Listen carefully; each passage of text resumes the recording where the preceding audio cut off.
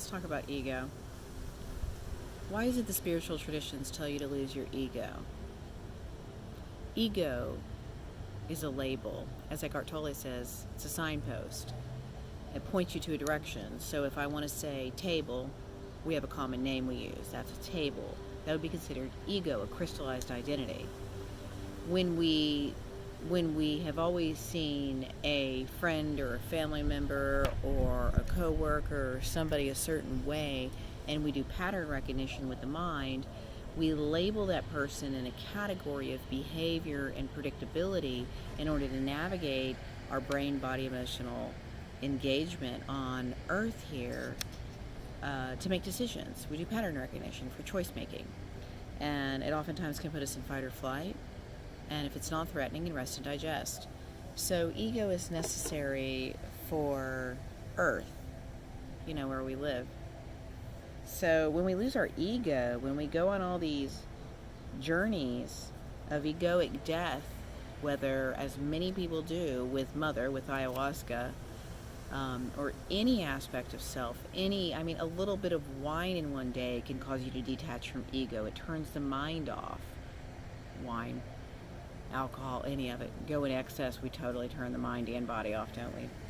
Anyway, but I'm gonna read something to you that I ended up having to write to another healer today as just regular feedback from a session. And it's been something that's been on my mind for years about the aspect of ego, and the fact that they always want you to disconnect from ego in the Eastern traditions or in the spiritual, mystical traditions, versus solidifying ego, which would be something like,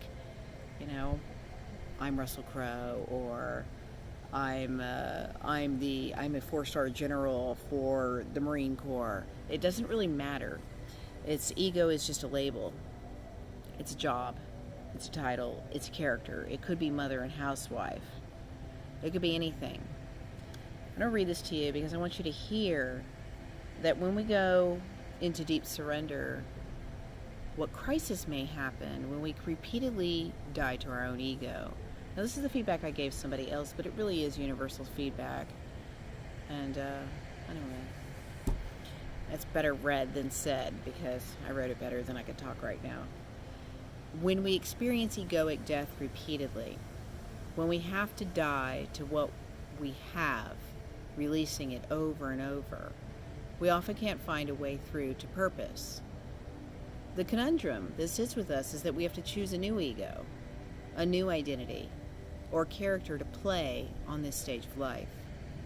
As a practitioner of release and surrender, when death continues to come to us in waves as dense as the ocean, we may lose hope and find it all senseless.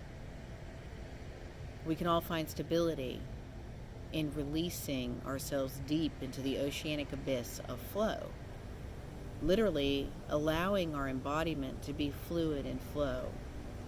There is no greater task asked of a spirit person. You're paying to do a deep sacrifice, but with the ultimate payoff: freedom from the attachments that cause suffering. You already know all this. The missing component is the ego. They taught us to die to ourselves over and over again, to get lost in the sea of compassion and surrender. They didn't teach us to choose an ego, to choose a character to be after the surrender, after the death, after the release of all of our attachments or spaces where we're attached. This is the suffering of the masses seeking spiritual awakening. If we seek spiritual awakening without having a container to catch us when we die, which would be the new ego, then we walk and wander in a purposeless life without a title, such as Pope or Lama, which is what spiritual seekers have. We only die in surrender and hold no other post than the emptiness of presence, or paradoxically, the fullness of presence. And sometimes that fullness can be full of suffering because of the deep compassion we feel. So in that space of looking at ego, in that space of observing ourselves, in that space of of surrendering to the deep sea of the collective. You, I, we, each is an individual expression of the divine spirit of the collective one. Each of us is responsible for a new title after we die. We release our attachment and our roles to what we used to be, how we used to think, what we used to do. And we put on our new hat, our new face, and we get on this stage of life and we play. We act. We embody. But we only put on the hat and the costume and the makeup that is for our highest good. Because if I am not truly myself and you are not truly yourself, then you do a disservice to the entire collective by not naturally embodying your individual expression of the divine.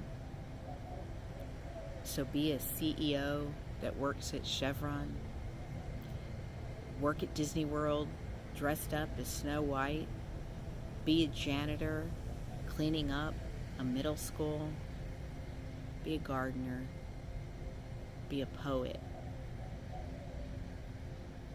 but be full of spirit, because to be spiritually awakened does not mean you have to be the guru because they haven't told you any other title.